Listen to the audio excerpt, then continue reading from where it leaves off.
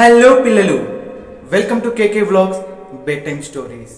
అందరికీ నమస్కారం. చిన్నపిల్లల కథలు చెప్పుకుందామా? కథలోకి వెళ్ళబోయే ముందు కొత్తగా చూసే వాళ్ళు ఎవరైనా ఉంటే ప్లీజ్ సబ్స్క్రైబ్ చేసుకోండి, మీ బెల్ ఐకాన్ ఆన్లో పెట్టుకోండి. నేను చెప్పే కొత్త కథలు మీకు నోటిఫికేషన్ రూపంలో మీ ముందుకు వస్తాయి. నచ్చితే లైక్ చేయండి, మీ వాళ్ళందరికీ షేర్ చేయండి. మనం చెప్పుకునే మంచి కథలు పిల్లల దగ్గరికి వెళ్ళి వాళ్ళు నిద్రించేటప్పుడు హాయిగా మన కథలు వింటూ ప్రశాంతంగా నిద్రపోవాలని కోరుకుంటూ ఇంకా కథ మొదలు పెడదామా? స్టోరీ నెంబర్ 12, తోకలేని తిమ్మరాజు. ఒకానొక ఊరిలో ఒక పెద్ద కోతి మూకల సమూహం ఉండేది. ఆ కోతి మూకల సమూహానికి రాజు తిమ్మరాజు. అతను తన కోతులు అందరూ కలిసి ఒక పెద్ద కొండపై నివసిస్తూ ఉండేవారు. తిమ్మరాజు పేరు చెప్తే చాలు అక్కడున్న పిల్లలు పెద్దలు అందరూ భయపడేవారు. తిమ్మరాజు చేసే అల్లర్లు దుండగులు అన్నీ ఇన్ని కావు. పక్కనున్న తోటలో పడి తను కోతి మూకల సమూహం అక్కడున్న పండ్లు కాయలు అన్నిటినీ తిని మిగతావన్నింటినీ కొరికి కింద పారవేసేవి.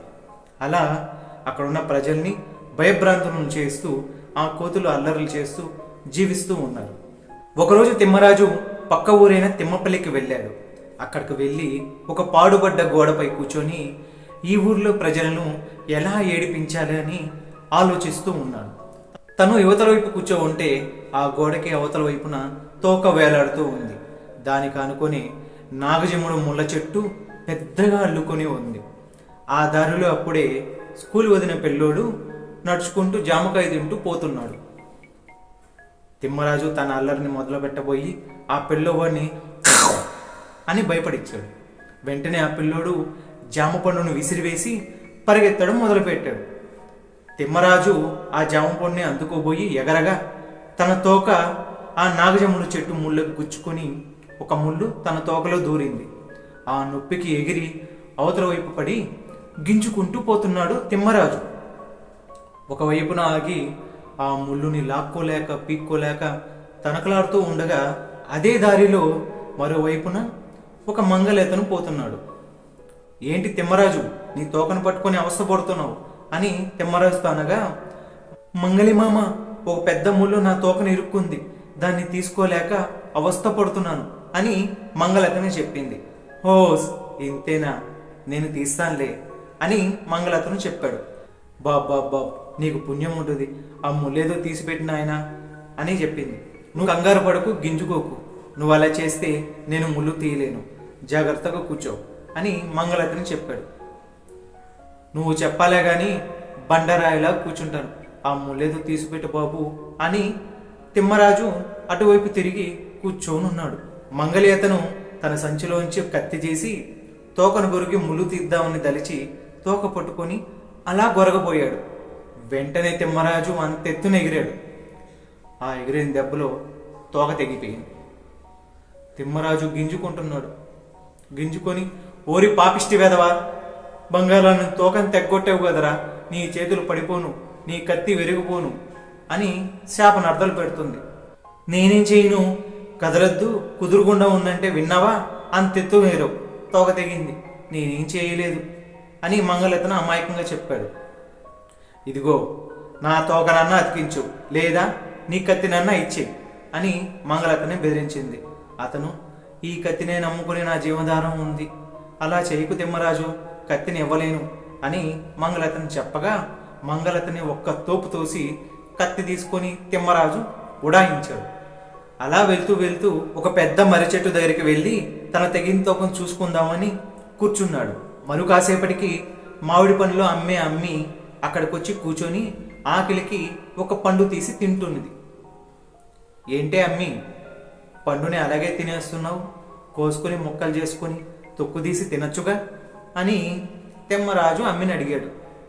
ఏం చేయి తిమ్మరాజు, కత్తి కటార్లు కొనే అంత స్తోమత నాకు లేదు అని అమ్మి బదులిచ్చింది.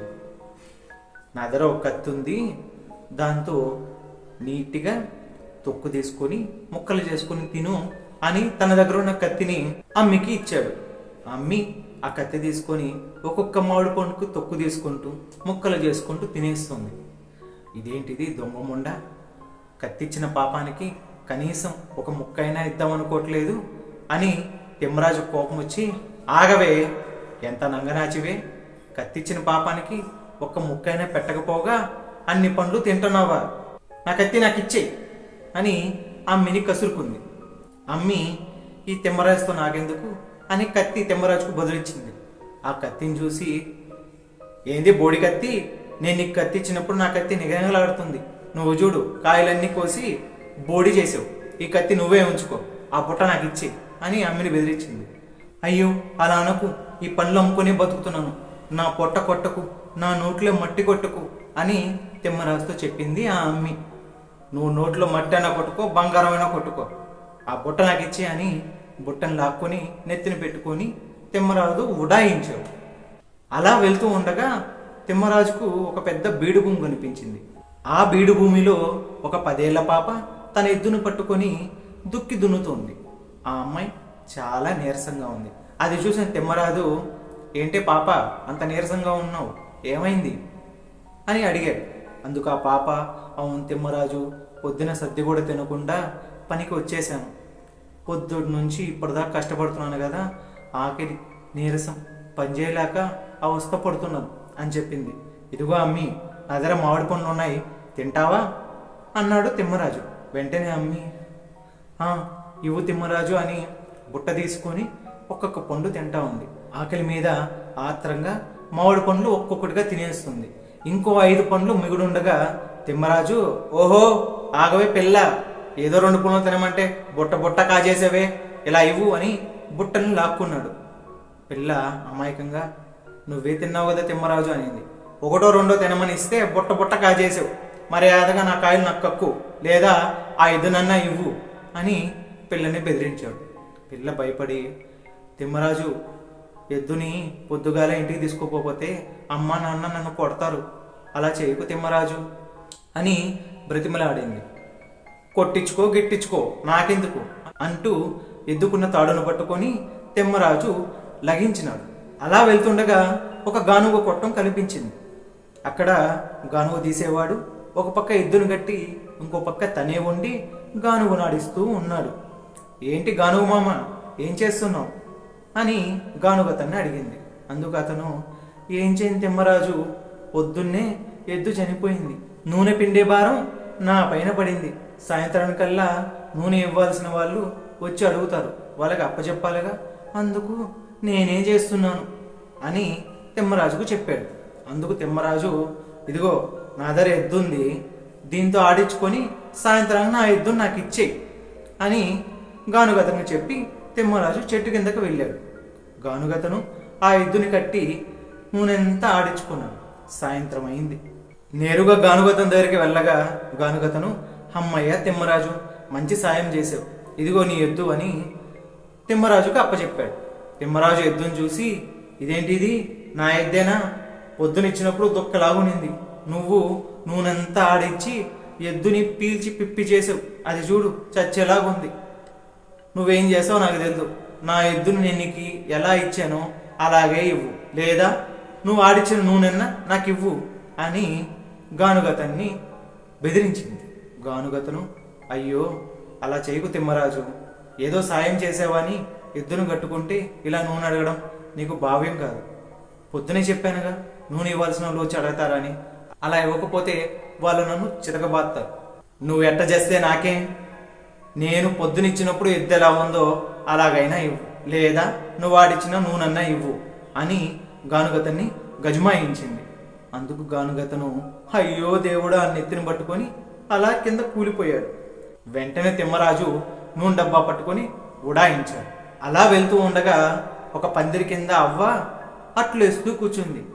పాపం నూనె లేక అట్లను మామూలుగా వేస్తూ ఉంది. తిమ్మరాజు అవ్వ దగ్గరకు వెళ్ళి, ఏంటే అవ్వ, ఏం చేస్తున్నావు అని అడిగాడు. ఏం చేస్తున్నాను, అట్టు పోసుకొని అమ్ముకోవడానికి కూర్చున్నాను అనింది. ఇదేందే అవ్వ, ఒక్క అట్టు మీద నూనె లేదు, నూనె వాసన రాకుంటే ఎవడైనా నీ అట్టు కొంటాడా తింటాడా, నీకు నిజంగా నూనె కావాలంటే చెప్పు నేను ఇస్తాను అని తిమ్మరాజు నూనె చెట్టిని అవ్వకిచ్చాడు. అవ్వ ఒక్కొక్క అట్టు పైన నూనె వేసి మంచి సువాసన వచ్చేలాగా కాల్చి దొందర నిండేలాగా పిండి అయ్యేలాగా అట్లు పోసి నింపి పెట్టింది. తిమ్మరాజు అవ్వ దగ్గరకు వచ్చి చట్టీలో తొంగి చూశాడు. నూనె సగం డబ్బా అయిపోయింది. ఓహో, ఏంది అవ్వ, నూనె ఏదో కొంచెం వాడుకోమని ఇస్తే సగం డబ్బా అయిపోగొట్టావే అనింది. అవ్వ, నేనేం చేయను ఆయన, అట్టుకి నూనె వేయమని నీవే వాడుకోమని చెప్పావుగా, అట్టులన్నీ మంచి సువాసన వచ్చేలాగా కాల్చాను అని చెప్పింది. సగం డబ్బాలో ఉన్న చెట్టి నూనె నేనేం చేసుకోను, ఈ నూనె నువ్వే పెట్టుకో, ప్రతి అట్టు మీద నూనె వేసావు కాబట్టి ఆ అట్టు నాది అని అవ్వని గజమాయించింది. అవ్వ ఈ తిమ్మరాజుకు బుద్ధి చెప్తే గాని తెక్క కుదరదు అని ఊదురు కొట్టడం కోసం వెతుకుతూ ఉంది. ఇదే సందుగా చూసుకున్న తిమ్మరాజు దోశల దొందెర పట్టుకొని ఉడాయించాడు. అలా లగెత్తుతుండగా మార్గపు మధ్యలో రండోలు పట్టుకొని ఒక మనిషి కనిపించాడు. అందుకు తిమ్మరాజు, ఏంటో ఈ రండోల మామ, ఎక్కడికి వెళ్తున్నావు అని అడిగాడు. అందుకు అతను, పక్క ఊర్లో పెళ్ళి ఉంది తిమ్మరాజు, అక్కడికి పిలిచారు, వెళ్తున్నా అనగానే, పద నేను నీకు తోడుగా వస్తాను అంటూ తిమ్మరాజు అతను ఇద్దరు కలిసి ప్రయాణం మొదలుపెట్టారు. కొద్ది దూరం వెళ్ళగానే వాళ్ళకి ఏరు అడ్డం వచ్చింది. అప్పటికే బాగా నడిచి అలసిపోయిన తిమ్మరాజు, రండోల మామ, బాగా నడిచాను కదా, కాళ్ళు లాగుతున్నాయి, ఎలాగో నీళ్లున్నాయి, కమ్మని దోశలు తిని ఆ నీళ్లు తాగి కాసేపు విశ్రాంతి తీసుకుందామని రండోలు అతనికి చెప్పాడు. అందుకు అతను, నీళ్లు సంగతి ఏమో గాని కమ్మని దోశల ఆకాశం నుండి ఊడిపడతాయా అని అన్నాడు. అందుకు, ఆకాశం నుండి ఊడిపడ్డం ఏంటో నా దగ్గరే ఉందిగా అని దొందరలో నుంచి కమ్మని దోశల్ని తీశాడు. ఇదిగో కొన్ని తిను అని చెప్పి తిమ్మరాజు పక్కన కూర్చున్నాడు. బాగా ఆకలిగా ఉన్న అతను దోశల్ని ఎడాపెడా తినడం మొదలుపెట్టాడు. గొంతు దాకా మెక్కాక తను తినలేక అవస్థ పడుతుంటే అప్పుడు తిమ్మరాజు వచ్చి, ఓహోయ్ భలే పెద్ద మనిషి అయ్యా నువ్వు, ఏదో తినమని రెండిస్తే మొత్తం దోశలని మెక్కేశావే ఆహా అన్నాడు. అతను మాట్లాడలేక అంటుంటాడు. ఇదిగో మర్యాదగా నా దోశలన్నీ నాకు ఇస్తావా, లేక నీ డోలు తీసుకుని వెళ్ళిపోమంటావా అని బెదిరించాడు. తను కక్కలేక మెంగలేక చెప్పడానికి ప్రయత్నించే లోపే తిమ్మరాజు డోలు తీసుకొని తన కోతుల సమూహం దగ్గరికి ఉడాయించాడు. కోతులన్నీ రాజుగారు తోకలేంది చూసి, ఆహా రాజుగారు ఏందో ఈరోజు చాలా ఘనకార్యాలు చేసినట్టున్నారు అని మాట్లాడుకుంటున్నారు. వెంటనే అక్కడికి తన మంత్రి అయిన కోతిగారు వచ్చి, రాజుగారు ఈరోజు మీరు చాలా గొప్ప ఘనకార్యాలు చేసినట్టే ఉన్నారు, అవేంటో మాకు కొన్ని చెప్తారా, మేము ఆనందిస్తాం అని అడిగాడు. అందుకు తిమ్మరాజు ఆ కోతులందరినీ దగ్గరికి రమ్మని చెప్పి ఆ డోలు పట్టుకొని డోలు వాయిస్తూ, తోకపోయి కత్తి వచ్చే డామ్ డామ్ డామ్, కత్తిపోయి పండు వచ్చే డామ్ డామ్ డామ్, పండు పోయి ఎద్దు వచ్చే డామ్ డామ్ డామ్, ఎద్దు పోయి నూనె వచ్చే డామ్ డామ్ డామ్, నూనె పోయి దోశలు వచ్చే డామ్ డామ్ డామ్, దోశలు పోయి డోలు వచ్చే డామ్ డామ్ డామ్ అంటూ పాడుతూ అల్లరి చేస్తూ గంతులేస్తూ మొత్తం కోతి సమూహాన్ని ఉత్సాహపరిచాడు. అలా ఆ డోలు వాయిస్తూ ఆ రాత్రంతా ఆ ఊరి ప్రజలను నిద్రపోనీయకుండా ఆ కోతులన్నీ గందరగోళం చేశాయన్నమాట. కథ బాగుంది కదా పిల్లలు. రేపు ఇంకొక కథతో మీ ముందుకు వస్తాను. అంతవరకు